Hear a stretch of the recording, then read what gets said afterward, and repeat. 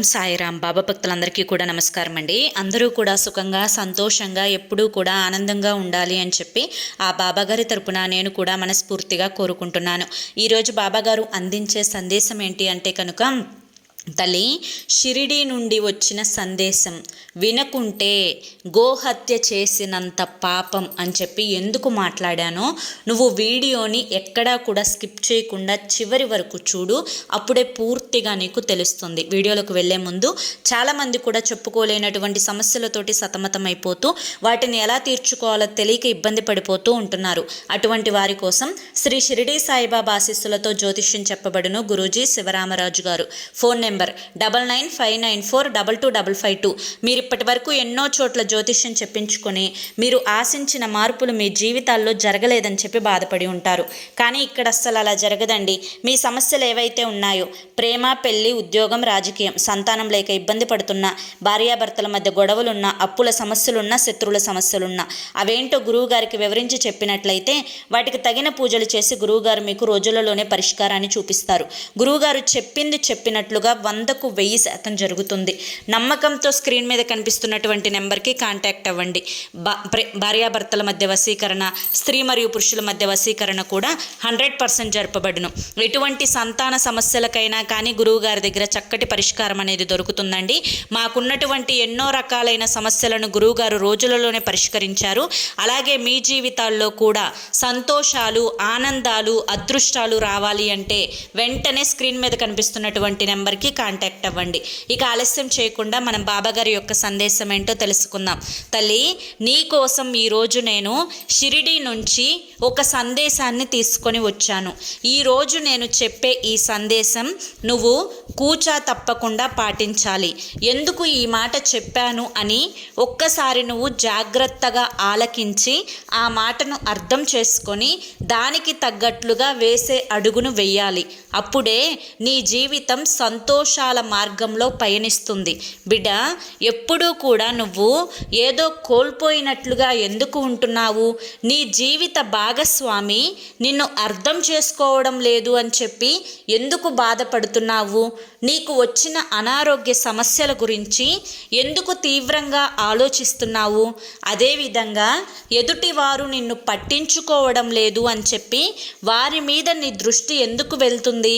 అదేవిధంగా ఎవరైతే నీకు అపకారం చేస్తున్నారో, ఎవరైతే నిన్ను నలుగురిలో పలచనగా చేసి మాట్లాడుతూ ఉన్నారో, అవమానించాలి అని చెప్పి ప్రయత్నిస్తూ ఉన్నారో, నిన్ను కనీసం విలువ అనేది కూడా ఇవ్వకుండా నలుగురు ఎదుట అవకాశం దొరికినప్పుడల్లా కూడా నిన్ను కృంగతీస్తూ మాటలతోటి చిత్రహింసలు పెడుతూ ఉన్నారో, ఎవరైతే నిన్ను నీ ఎదురు నవ్వుతూ మాట్లాడుతూ నీ వెనుక గోతులు తవ్వుతూ ఉన్నారో, అటువంటి వారు ఎవరో తెలియకపోతే అనుకోవచ్చు, కానీ తెలిసి కూడా ఎందుకు నువ్వు వారికి పెద్దపీట వేసి కూర్చోపెడుతున్నావు?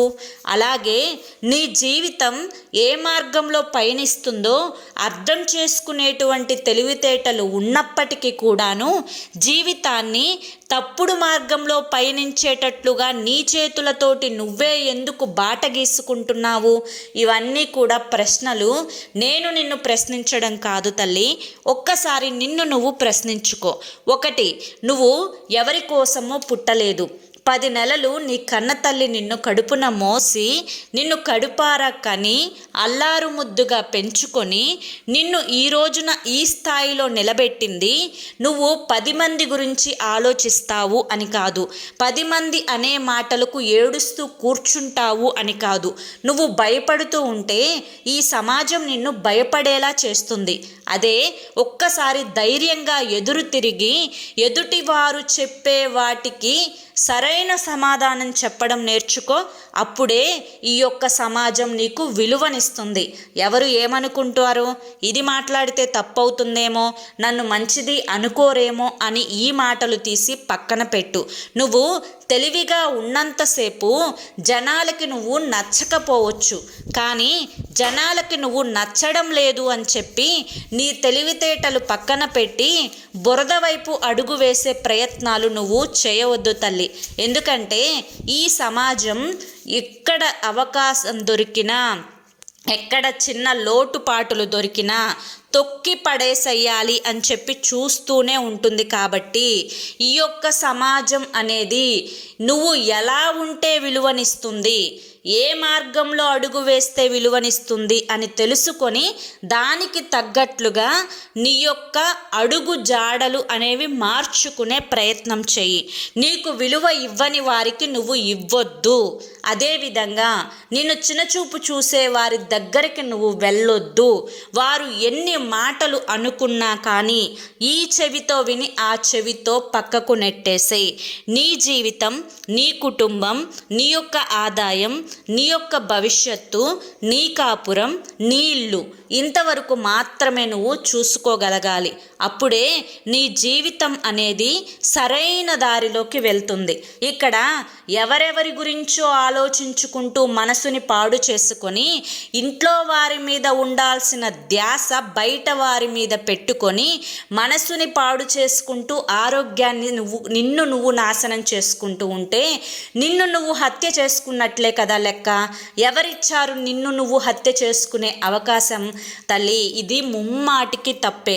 గోహత్య చేసుకున్నంత పాపం అనే మాట ఎందుకు వాడాను అంటే కనుక ఈ యొక్క శరీరంలో ఆత్మ ప్రతిసారి కూడా ఘోషిస్తూ ఉంటుంది. ఇలా మానసిక వేదన చెందే ఈ యొక్క శరీరంలో నేను ఉండలేను, నన్ను తీసుకు వెళ్ళిపో శివ అని చెప్పి. అలాగే రోగాలు నిండినటువంటి కంపు కొట్టే ఈ శరీరంలో నేను ఉండలేను, నన్ను తీసుకెళ్ళిపో శివ అని చెప్పి ఇలా ఆత్మ ఘోషించడం ఎంత మహాపాపమో తెలుసా తల్లి. ఈరోజు నేను షిరిడి నుంచి స్వయంగా నీకు ఈ సందేశాన్ని అందించడానికి గల కారణం, నిన్ను నువ్వు కోల్పోతున్నావు. నిన్ను నువ్వు కోల్పోకుండా కాపాడుకోవాలి. నీకు నువ్వు ముఖ్యమని తెలుసుకోవాలి. నీ జీవితం మీద ఎవరి యొక్క ఆదేశాలు, సందేశాలు, అలాగే ఎదుటి వారి యొక్క హద్దులు అనేవి ఉండకూడదు. నువ్వు ఏదైనా చేయగలవు.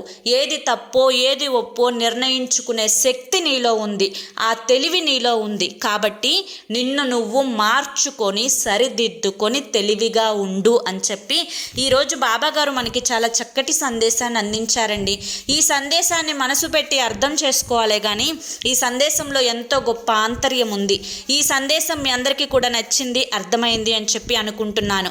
నచ్చింది, అర్థమైంది అని చెప్పి అనిపిస్తే ఈ వీడియోకి ఒక లైక్ ఇవ్వండి. అలాగే కింద కామెంట్ సెక్షన్లో ఓం సాయిరామ్ అని చెప్పి టైప్ చేయండి.